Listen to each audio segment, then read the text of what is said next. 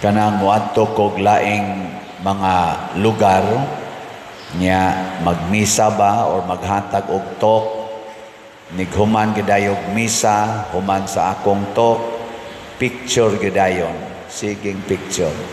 Gabi paghuman sa atong midnight mass, dugay-dugay yung pinicturay nya moingon dayon sila pagsulti, sige manggugog tan-aw nimo sa Facebook pader, sa YouTube nya lingaw kay kunimo mo na karon di na gid ni cellphone, di na gid ni YouTube lang, personal na gid kang nakita. Magsige dayon og pa-picture, magsige kupot-kupot, nay uban muhalok gyud. Ako lang sang agwantahon. No? Kay panagsarabya sa ta hagkan.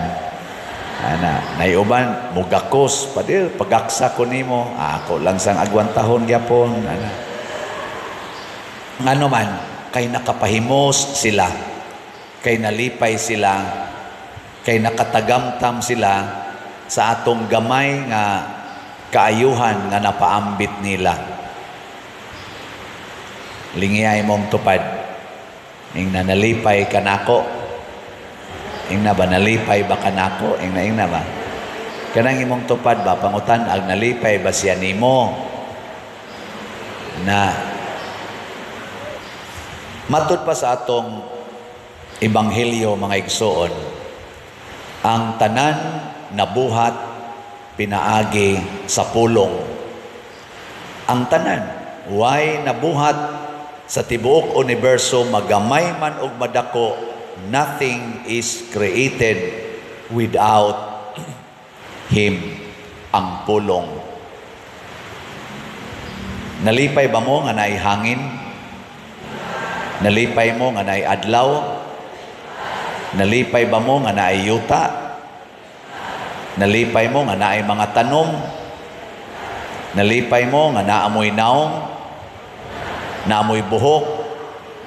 Naamoy mata, and everything.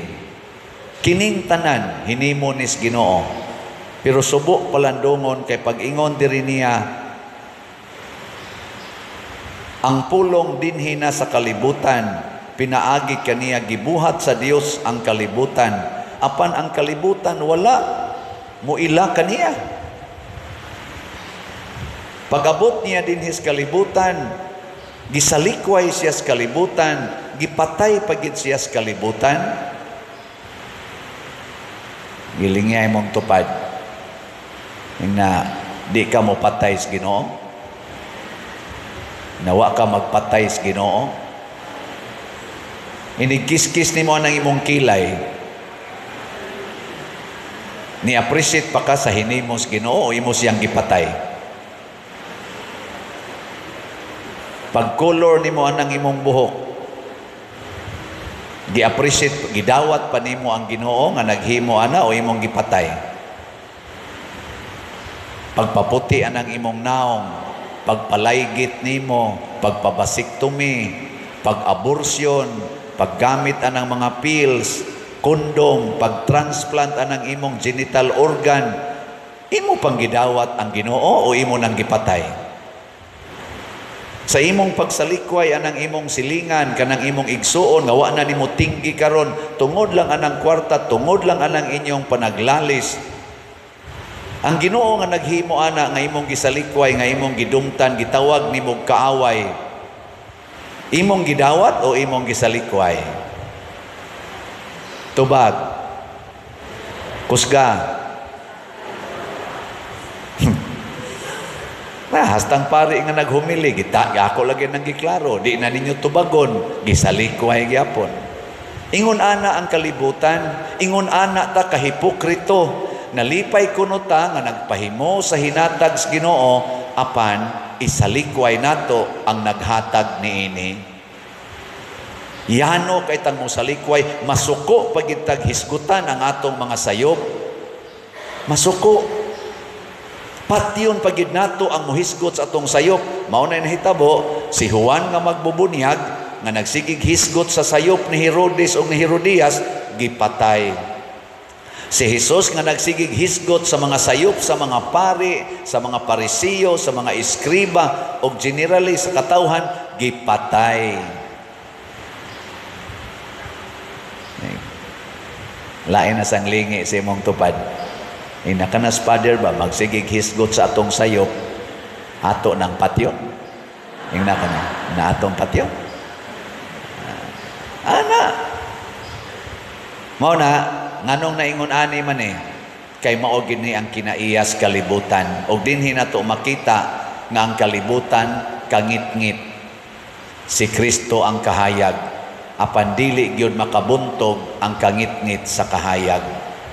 Mao na, bisag gipatay si Kristo, nagpabilin siyang buhi hangtod karon. Bisag patyo nato ang mga taong nagbinuotan, nag-alagad nato, relax ra gid na sila. Matod pa sa atong unang pagbasa, pagkatahom sa mga tiil ni Antong milatas aron pagsangyaw sa Ebanghelyo. Nindot kay sila tan-awon mo nato mga santos, nindot yun kayo. Giswayan pagpatay ang ilang mga mensahe, pero matod pastubag nato sa Salmo, ang tanang kautlanan sa yuta nakakita sa makaluwas nga gahom sa Dios. Ana, di gid ta ma-discourage. Kamong mga asawa nga ang inyong bana murag di na gyud mo dawaton, ayaw kabalaka padayon sa paghigugma anang inyong bana nga naas kangit-ngit. Hayagi na sa imong kabuutan o sa imong gugma. Ay pagsigigyaw-yaw kay natakdan sa Hinoon kas kangit-ngit. Kamong mga ginikanan nga ang inyong mga anak gahi kay badlongon anang ilang cellphone, anang ilang katapulan, anang ilang pagka dugay matog, nya dugay sang mubangon. Ayaw mo pagsigyaw-yaw kay naa na sila sa kangit-ngit. Hayagi na sa inyong pag-atiman. Kamusad nga gahi kayong mo palit og slat, di sa jud ko ma-discourage. Hayagan tamo sa atong pagpadayon sa makanunayong pagbaligya hangtod mapugos gyud mo palit. Labi na gyud nana kay cancer, makapalit gyud ka. Ginoo in taon mo palit ko aron imo kong ayohon, ingos Ginoo, adili ayohon ti kag patay aron ari na kanako. Pero kamo mga buotan kay dinhi sig palit, congratulations, kamo ang kahayag sa atong simbahan. Tanawa atong simbahan, di ba ni Danag na no? Danag. Karong 27 na atay Christmas party, nagkinahanglan ta og litson. Na atay slot. Ako lang ning specify kay 27, duha na lang kaadlaw.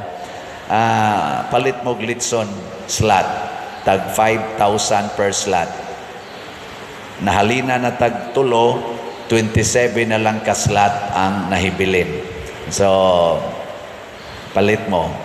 Mahimo gid mong kalipay sa atong mga mandated organization, sa atong mga ministries, sa atong mga chapels, o sa atong mga barangay officials nga motambong unya niya ng atong Christmas party. Nganong ato nang gihimong Christmas party aron paghatag og dakong bili sa nag-alagad sa atong simbahan gikan pa atong January 1, 2024 hangtod karon.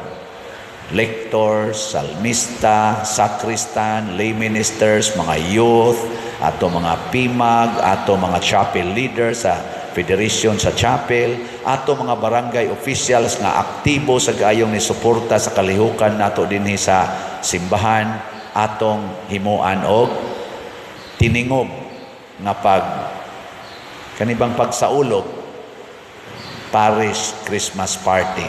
Nya kamong naay arang-arangan pagka grasya, ipaambit tag 5,000 ra ang atong slot. Nya kuan ra sa 27 ra sa ni kabuok, siya ro wa gyud 27 dinis atong parokya og sa online parishioners nga naay 5,000. Sa inyong paminaw naa ka ha?